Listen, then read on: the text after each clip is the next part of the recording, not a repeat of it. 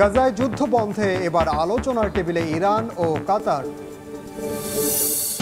উত্তর কোরিয়ার পর ভিয়েতনামে পুতিনের সফর, হ্যানয়ে প্রেসিডেন্ট টুলামের সঙ্গে বৈঠক, বেশ কয়েকটি চুক্তি সই, জ্বালানি ও নিরাপত্তা খাতে সম্পর্ক জোরদারের উদ্যোগ।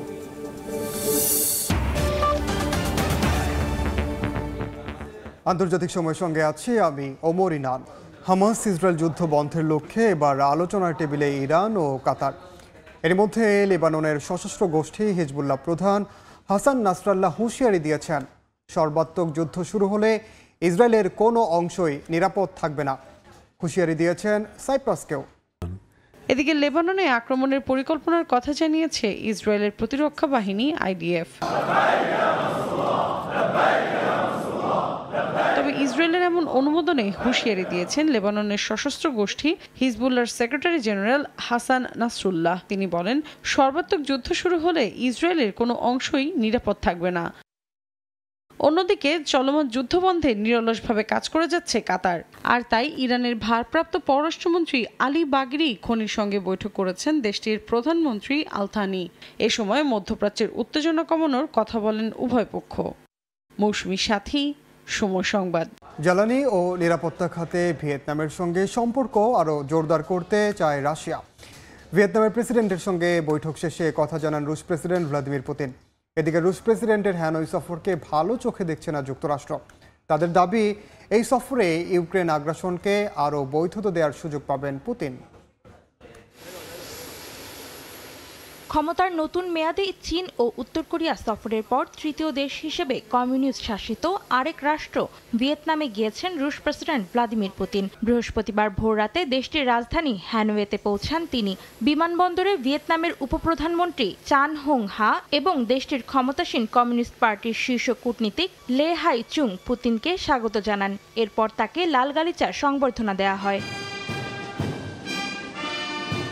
প্রেসিডেন্ট ভবনেও পুতিনকে রাষ্ট্রীয় সংবর্ধনা দেওয়া হয়। সেখানে উপস্থিত ছিলেন ভিয়েতনামের প্রেসিডেন্ট টুলাম। প্রেসিডেন্ট ভবনেই পুতিনের সঙ্গে বৈঠকে বসেন তিনি। আলোচনায় এক পর্যায়ে টুলাম বলেন, রাশিয়ার সঙ্গে সম্পর্ক জোরদার করতে চায় ভিয়েতনাম। পুনরায় নির্বাচিত হওয়ার জন্য এবং মস্কোর রাজনৈতিক স্থিতিশীলতা বজায় রাখার জন্য পুতিনকে অভিনন্দনও জানানো হয়। অন্যদিকে জ্বালানি ও নিরাপত্তা খাতে ভিয়েতনামের সঙ্গে রাশিয়ার সম্পর্ক আরও জোরদার করার কথা বলেছেন রুশ প্রেসিডেন্ট। সেখানে এই নিয়ে কয়েকটি চুক্তি স্বাক্ষরিত হয়।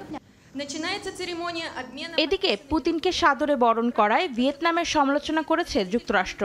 ওয়াশিংটনের দাবি, এই সফরে ইউক্রেন আগ্রাসনকে আরও বৈধতা দেওয়ার সুযোগ পাবেন পুতিন। বিশ্লেষকরা বলছেন, মার্কিন বিরোধিতার কারণে ভিয়েতনাম সফর রুশ প্রেসিডেন্ট পুতিনের জন্য গুরুত্বপূর্ণ হয়ে উঠেছে। সব জায়গায় তাদের বন্ধু রয়েছে এবং মস্কোকে বিচ্ছিন্ন করার পশ্চিমা চেষ্টা ব্যর্থ হয়েছে, এমন বার্তায় বিশ্বকে দিতে চায় রাশিয়া। অন্তরাসীন, সময় সংবাদ। শুক্রবার দিল্লি যাচ্ছেন প্রধানমন্ত্রী শেখ হাসিনা।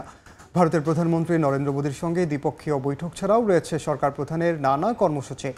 এ বিষয়ে বিস্তারিত জানাতে এই মুহূর্তে নয়াদিল্লিতে আছেন সহকর্মী সুব্রত আচার্য। সরাসরি যাচ্ছি তার কাছে। সুব্রত,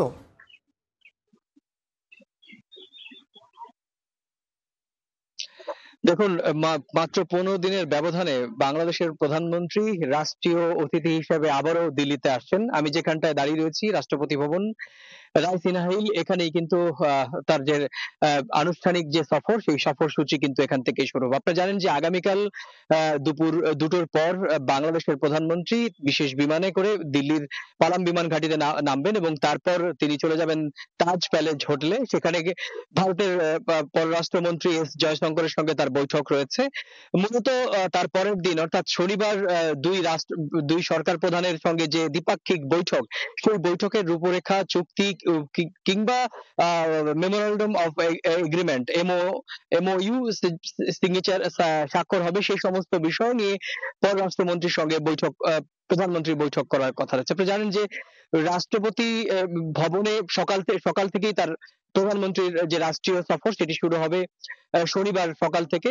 শনিবার সকালে রাইসিনা হিলেই রাষ্ট্রপতি ভবনে বাংলাদেশের প্রধানমন্ত্রীর সৌজন্যে গার্ড অব অনার দেওয়া হবে এবং প্রধানমন্ত্রী এখানে গার্ড অফ অনার নেবেন, রাষ্ট্রপতি সেখানে উপস্থিত থাকবেন, রাষ্ট্রপতির সঙ্গে যৌথ ফটো সেশনও করবেন। এরপর ভারতের জাতির জনক মহাত্মা গান্ধীর সমাধিসৌধে রাজঘাটে যাবেন, সেখানেও স্বাক্ষর বইতে স্বাক্ষর করবেন এবং তারপর আপনারা জানেন যে দুপুরবেলা যে বহু প্রত্যাশিত দুই সরকার প্রধান তাদের মধ্যে যে দ্বিপাক্ষিক বৈঠক, আপনি জানেন যে তৃতীয়বারের মতো নরেন্দ্র মোদী প্রধানমন্ত্রী হওয়ার পর এই প্রথম কোন প্রতিবেশী রাষ্ট্রের সরকার প্রধানের সঙ্গে দ্বিপাক্ষিক বৈঠক হতে চলেছে। আর যেহেতু দেশটি বাংলাদেশের সঙ্গে ভারতের সম্পর্ক ঐতিহাসিক, এই বন্ধুত্ব পরীক্ষিত, সে কারণেই কিন্তু আমি দেখেছি যে দিল্লির কূটনৈতিক মহল, গণমাধ্যম, সাংবাদিকরা এবং সাধারণ মানুষের মধ্যে একটি বাড়তি কৌতূহল রয়েছে। আপনি জানেন যে সম্প্রতি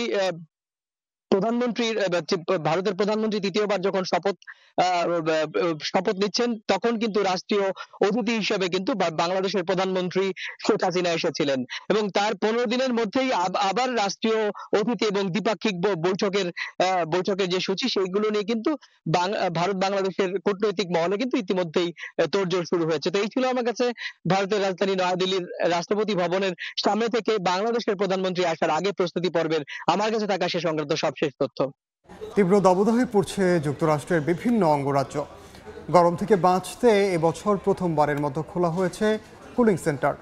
নিউ ইয়র্কে সমুদ্র সৈকত, পুল সহ বেশ কিছু বিনোদন কেন্দ্র উন্মুক্ত করে দেওয়া হয়েছে। এর আগে শিকাগোতে সর্বোচ্চ তাপমাত্রা রেকর্ড করা হয় 36 ডিগ্রি সেলসিয়াস। শরীরে পানি ছিটিয়ে গরম থেকে একটু স্বস্তি পেতে চাচ্ছে শিশু থেকে বৃদ্ধ সবাই। গরম থেকে বাঁচতে রাস্তায় জমে থাকা পানিতে পাখিরাও দিচ্ছে ডুব। ভিড় বেড়েছে আইসক্রিম সহ ঠান্ডা পানীয়র দোকানে। বুধবার যুক্তরাষ্ট্রের বিভিন্ন অঙ্গরাজ্যের তাপমাত্রা বেড়ে গরমে হাঁসফাঁস। এছাড়া বিভিন্ন অঙ্গরাজ্যে তীব্র গরমে পড়ছে 7 কোটিরও বেশি মানুষ। জারি করা হয়েছে হিট অ্যালার্ট। এরই মধ্যে সরকারি ছুটির দিন উপলক্ষে নিউ ইয়র্কের সমুদ্র সৈকত, পুল সহ বেশ কিছু বিনোদন কেন্দ্র উন্মুক্ত করা হয়। এর আগে সোমবার ইলিনয় অঙ্গরাজ্যের শিকাগোর ওহারে আন্তর্জাতিক বিমানবন্দরে সর্বোচ্চ তাপমাত্রা রেকর্ড করা হয় 36.1 ডিগ্রি সেলসিয়াস, যা 1957 সালের 35.5 ডিগ্রি সেলসিয়াস তাপমাত্রার রেকর্ড ছাড়িয়ে গেছে। আবহাওয়াবিদদের মতে Detroit, Philadelphia, New Hampshire, Connecticut ও মেইনের শহরগুলো ভবিষ্যতে তাপমাত্রা বৃদ্ধির জন্য দায়ী থাকবে। নাদিম মারজান, সময় সংবাদ। ইংলিশ চ্যানেল পাড়ি দিয়ে একদিনে যুক্তরাজ্যে প্রবেশ করেছে 882 অভিবাসন প্রত্যাশী, যা 2022 সালের পর দেশটিতে একদিনে সর্বোচ্চ সংখ্যক অভিবাসন প্রত্যাশী প্রবেশের চেষ্টা। বুধবার এমন তথ্য দিয়েছে যুক্তরাজ্যের পররাষ্ট্র দফতর। বিশ্লেষকরা বলছেন, ব্রিটিশ প্রধানমন্ত্রী ঋষি সুনাক হঠাৎ নির্বাচনের তারিখ ঘোষণার পর বেড়েছে সাগর পাড়ি দিয়ে অবৈধ প্রবেশকারীর সংখ্যা। এই সংখ্যা কমানোর প্রতিশ্রুতি দিয়েছেন সুনাক। আসন্ন নির্বাচনের আগে দেশটিতে অবৈধ অভিবাসন প্রত্যাশী প্রবেশের সংখ্যা হঠাৎ বেড়েছে। অভিবাসন প্রত্যাশীদের ঠেকাতে দেশটির প্রধানমন্ত্রী ঋষি সুনাক কঠোর অবস্থানে থাকলেও হুট করে নির্বাচনের তারিখ ঘোষণার পর সাগর পাড়ি দিয়ে প্রবেশকারীদের রুয়ান্ডা পাঠানোর বিষয়টি থমকে গেছে। বিশ্লেষকরা বলছেন, ঋষি সুনাক নির্বাচনের তারিখ ঘোষণার পরই বেড়েছে অভিবাসন প্রত্যাশীদের চাপ। ফারহাদ চৌধুরী, সময় সংবাদ। আন্তর্জাতিক সময়ের শীর্ষ সংবাদ জানিয়ে দিচ্ছি আরেকবার। গাজায় যুদ্ধ বন্ধে এবার আলোচনার টেবিলে ইরান ও কাতার। এবং উত্তর কোরিয়ার পর ভিয়েতনামে পুতিনের সফর, হ্যানয়ে প্রেসিডেন্ট টুলামের সঙ্গে বৈঠক। বেশ কয়েকটি চুক্তি সই, জ্বালানি ও নিরাপত্তা খাতে সম্পর্ক জোরদারের উদ্যোগ।